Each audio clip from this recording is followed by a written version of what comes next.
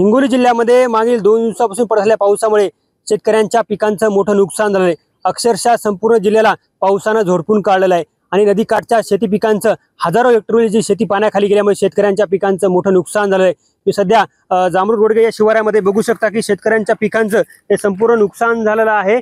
हातातोंडाशी आलेली पिके हे मोठं नुकसान झाल्यामुळे शेतकरी मोठ्या संकटात सापडलेला आहे। गेल्या वर्षी देखील शेतकऱ्यांच्या पिकांचं मोठं नुकसान झालं होतं। शेतकऱ्याने कर्ज काढून पिकांची लागवड केली होती। या वर्षी देखील अनेक शेतकऱ्यांनी जे आहे ते कर्जबाजारीपणा करून जिल्ह्यात मोठ्या संख्येने आत्महत्या केल्या होत्या आणि त्यानंतर आता 15 वर्षाच्या नंतर जे आहे ते जिल्ह्यामध्ये मुसळधार पाऊस कोसळला। अक्षरशः पिके पाण्याखाली गेली आणि मोठं नुकसान झालेलं आहे। बघू शकता की हे शेतकरी आहेत आणि शेतकऱ्यांचं मोठं नुकसान झालेलं आहे। आपल्यासोबत काही शेतकरी आहेत, आपण त्याच्याकडून जाणून घेऊयात कशा प्रकारे पाऊस पूर आला होता आणि पुरानं होत्याचं पिके नव्हती केली।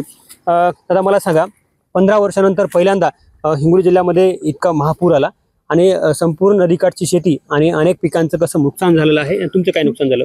गेली 2-4 दिवस सतत पावसामुळे कयाधू नदीला एवढा महाभयंकर पूर आलेला आहे की गेली 15 वर्षे पासून असा पूर आम्ही पाहिलेला नाही। कयाधू नदीच्या काठावरील सगळी जमीनदोस्त पिकं झालेली आहे। त्यामध्ये सोयाबीन असो, तूर असो, कापूस असो, जी खड्डू ही जमीन वाहून गेलेली आहे। त्यामध्ये कोणत्याही प्रशासनाचा अधिकारी व महसूल मंडळाचा अधिकारी किंवा कृषी विभागाचा अधिकारी एकही शेतकऱ्याच्या बांधावर अजून आलेला नाही। त्याकरिता सरकारला माझी नम्र विनंती आहे की तात्काळ पंचनामे करून आमच्या पाठीशी, शेतकऱ्याच्या पाठीशी सरकारने उभं राहावं व एकनाथ शिंदे यांना नम्र विनंती आहे की काही शेतकरी आहेत। दादा मला सांगा, तुमच्या किती एकर शेतीमधील नुकसान झालेलं आहे? कशा प्रकारे तुम्ही आता पिके होत्याची नव्हती झाली, कशा प्रकारे तुम्ही कर्ज काढून पिकांची लागवड केली होती, काय मागणी सरकारकडे? माझ्याकडे 10 एकर शेती आहे। 10 एकरमध्ये बँकेचे 3 लाख रुपये कर्ज उचललेलं आहे आणि पूर्ण या नदीच्या पुरामुळे पूर्ण पीक उद्ध्वस्त झालेलं आहे। माझी एकच सरकारकडे विनंती आहे की सरकारने तात्काळ पंचनामे करावे, पीक विम्यास आदेश द्यावे आणि मुख्यमंत्री साहेबांना एक विनंती आहे की हिंगोली जिल्हा हा पूर्ण ओला दुष्काळ जाहीर करावा। किती नुकसान झालेलं आपलं? जवळपास किती? माझं जवळपास पूर्णच नुकसान झालेलं आहे। पूर्ण शेतकऱ्यांचंच नुकसान झालेलं आहे हिंगोली जिल्ह्यामध्ये।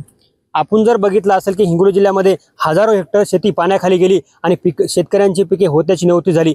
मात्र पाऊस पडून 2 दिवस झाले, शेतकऱ्यांचं नुकसान होऊन 2 ते 3 दिवस झाले, मात्र शेतीच्या बांधावरती अद्यापर्यंत प्रशासनाचा प्रतिनिधी आला नाही। त्यामुळे आता शेतकऱ्यांचे तात्काळ पंचनामे करावे आणि शेतकऱ्यांना कुठेतरी मदत द्यावी अशी मागणी आता या शेतकऱ्यातून केली जाते। कॅमेरामन राजेशसोबत गजानन वाणी, लोकशाही मराठी, जांभरूड, हिंगोली। लोकशाही मराठी, ऐका, पहा, जागरूक रहा।